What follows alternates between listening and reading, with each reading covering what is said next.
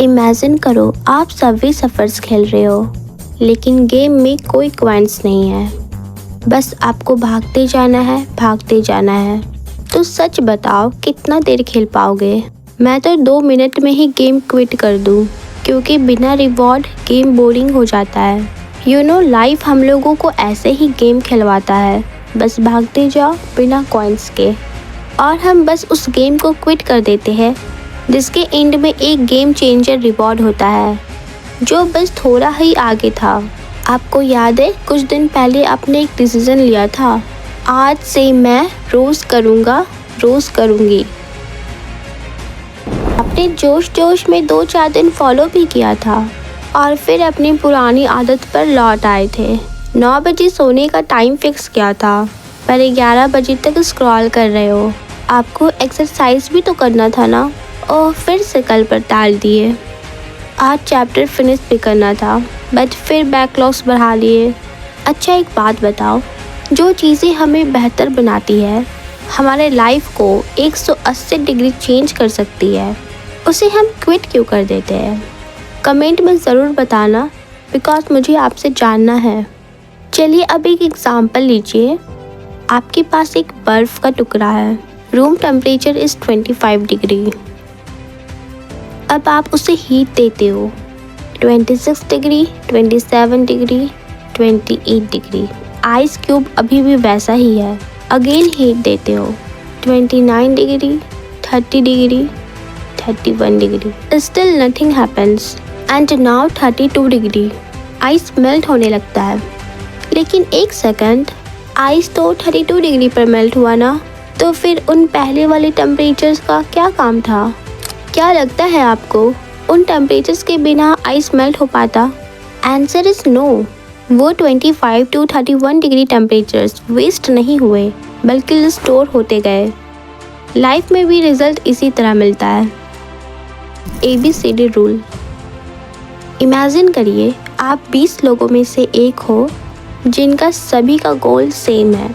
For example, good shaped body. अभी ये 20 के 20 लोग एक ही पॉइंट पर खड़े हैं, point A, decision point. Point A पर सभी ने डिसाइड किया है, आज से मेरा वर्कआउट शुरू। मोटिवेशन पीक पर है। याद रहे अभी सिर्फ डिसीजन लिया गया है। AB, phase of action. आप और सभी लोगों ने वर्कआउट स्टार्ट कर दिया है।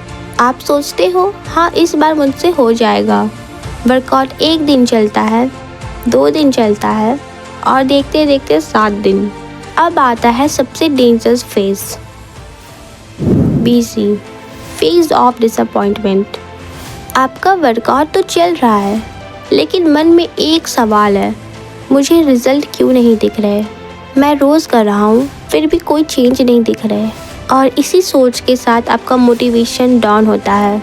रिजल्ट ना दिखने पर एक्साइटमेंट ख़त्म होता है, और 20 में से 15 लोग यहीं क्विट कर देते हैं।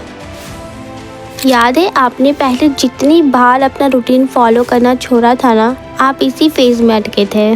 बट इस बार आप कंटिन्यू रखते हो, क्योंकि अब आपको ABCD रूल पता है।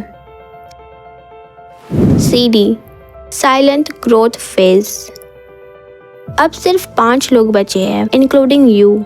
आप वर्कआउट कर रहे हैं, चाहे मन हो या ना हो, चाहे मोटिवेशन हो या ना हो, और धीरे धीरे आपको छोटी छोटी चेंजेस फील हो रही है।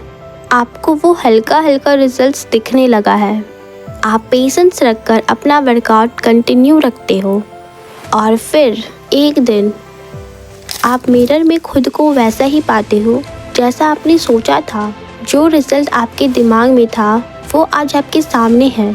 इस पॉइंट पर रिजल्ट बूम होते हैं और लोग कहते हैं वो रातों रात सफल हो गया।